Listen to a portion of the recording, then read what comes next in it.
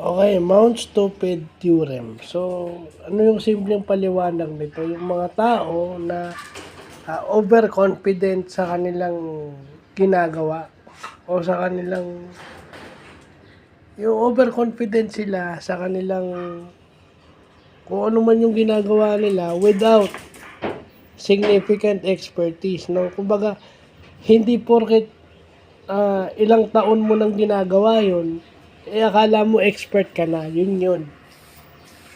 Hindi porket marami ka nang ginagawa, expert ka pa rin doon. Iba pa rin kapag ka nagtatanong ka o may kasama kang expert sa mga ganong bagay.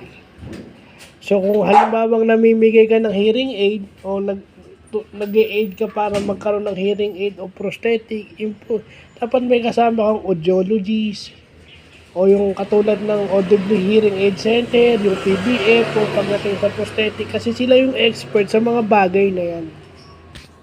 So, yun yung sinasabi ko diba, hindi naman kayo taga DSWD, hindi naman kayo taga DSWD, pero pakiramdam nyo, alam mo yung process sa loob ng DSWD tsaka Presidential Action Center, hindi naman kayo nasa loob.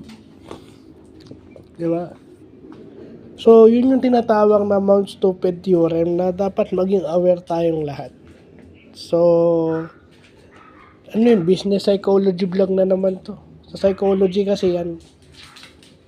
Kasi, hindi porket ginagawa mo, may significant expertise ka na. Hindi, iba pa rin yung may expert kang kasama. So, yun lang pa.